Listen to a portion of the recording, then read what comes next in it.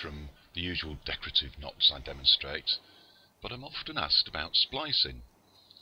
I know there are lots of books and videos which teach splicing, but here's my effort. I hope it helps someone. Here's an EyeSplice I've already tied.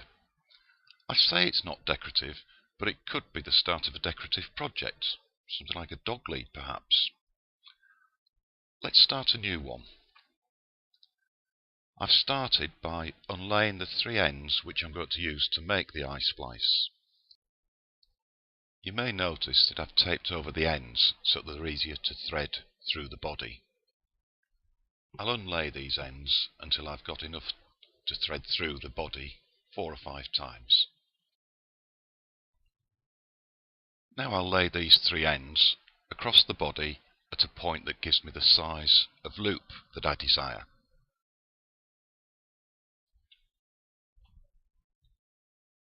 Taking the middle of the three ends I've just laid across, I thread it through one of the strands in the main body.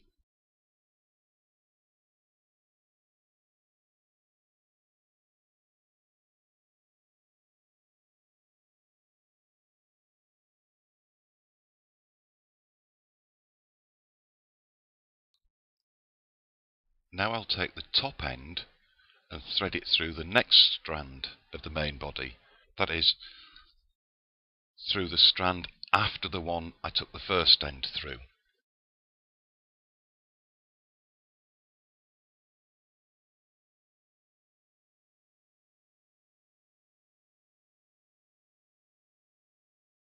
Turn the whole thing over and thread the remaining end through the main body. Where? I hear you ask. Well, this being 3-strand rope, there's one strand in the body which has not been passed through yet. And we've got to think of the process as threading a set of 3 strands at a time at each stage. At the end of each stage, the 3 ends we're working with should all appear through the main body at the same level.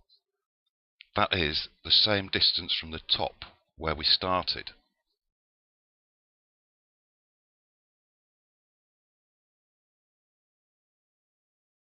Remembering that we work on a set of 3 ends for each stage, we simply thread each end by going over the next available strand on the main body and under the one after.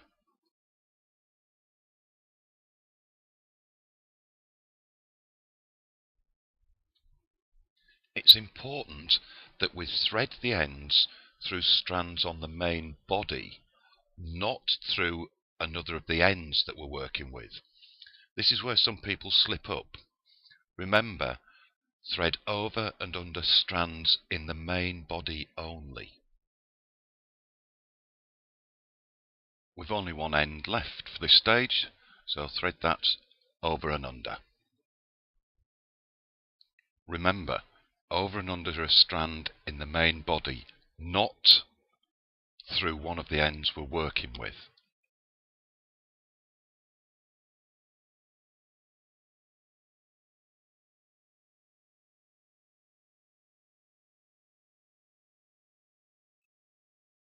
If we've done that set correctly, the 3 ends will be at the same level again.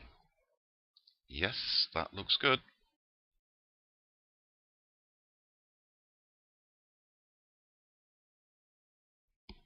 All we have to do is repeat the process again.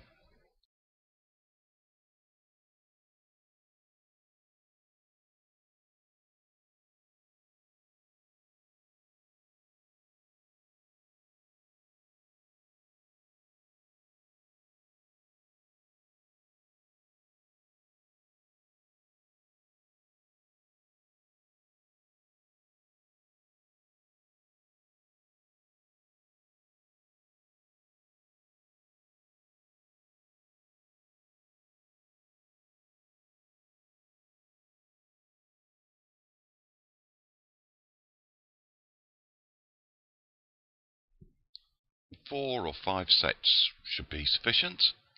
Periodically, after a set, I'll give a tug on the ends to keep them even.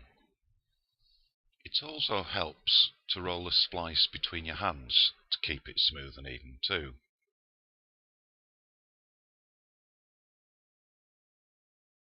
The finished splice.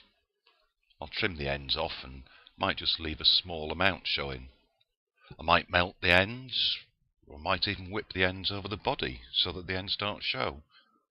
It all depends on what I want it to look like at the end of the day.